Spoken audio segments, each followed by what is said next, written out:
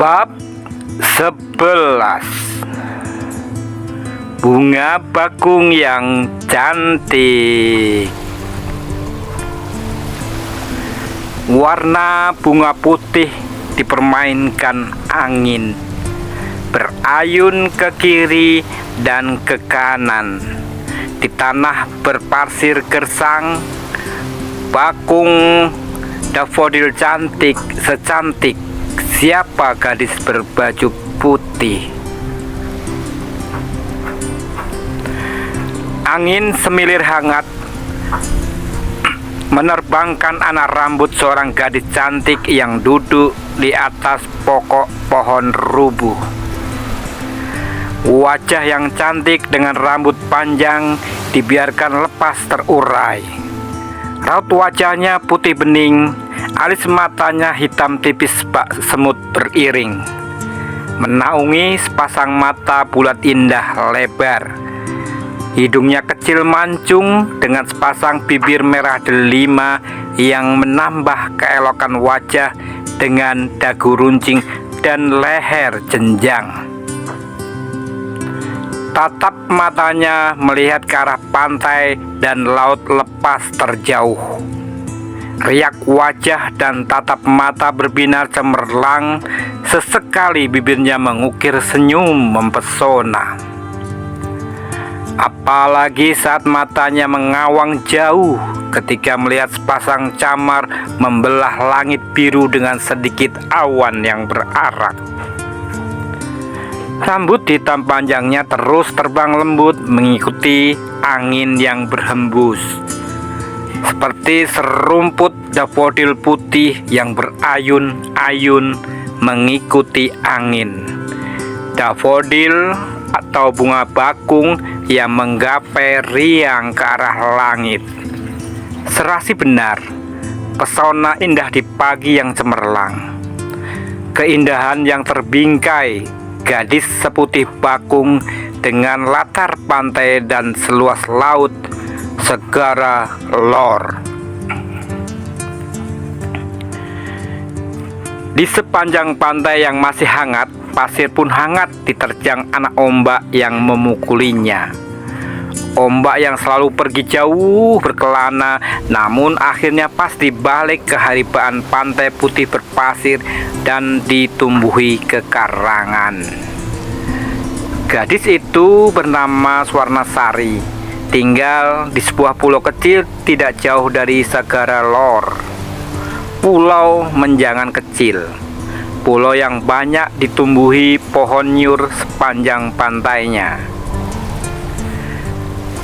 Dari tempat duduknya, pulau menjangan kecil masih terlihat jelas di sisi timur laut dari Segara Lor. Swarnasari baru beberapa saat yang lalu menempuh perjalanan dengan perahu layar kecil yang membawanya menyeberang ke pantai Segara Lor ini. Anak-anak yang berlari dan bergembira di antara ibu-ibu dengan senyum harapan menyambut para lelaki atau suami-suami mereka yang pulang melaut. Melihat semua itu, rasa rindu kepada orang tuanya terasa tanpa sadar membuncah di hatinya. Ah, baru sehari, kenapa rindu? Batinnya. Digeleng-gelengkan kepalanya, menghilangkan perasaan galau yang tiba-tiba menyungkup datang. Ia menguatkan tekad kembali. Dia harus tetap dengan tujuan semula, mencari pengalaman ke ibu kota Nusa Swandiga. Si bakung cantik masih asik memandang kesibukan pantai yang begitu bersemangat. Dia tersenyum gembira. Senyum yang lepas mewarnai langit pantai Permai ternyata mengundang segerombolan kumbang liar datang mengusik. 5 nelayan muda malas yang sukanya bermabuk-mabukan dan mencari keributan muncul Mereka seakan kumbang yang secara naluri mencium harum putik bunga bakung yang menari-nari. Si bunga bakung yang sedang asik menikmati pagi bernas tak terusik. Terkejutlah dia saat 5 berandalan itu sudah mengerubutinya dengan tingkah yang kurang ajar. Ada yang melayangkan tangannya yang hitam berusaha menyentuh dagu runcingnya. Ada yang berusaha membelai rambut hitamnya yang terayun di bawah angin.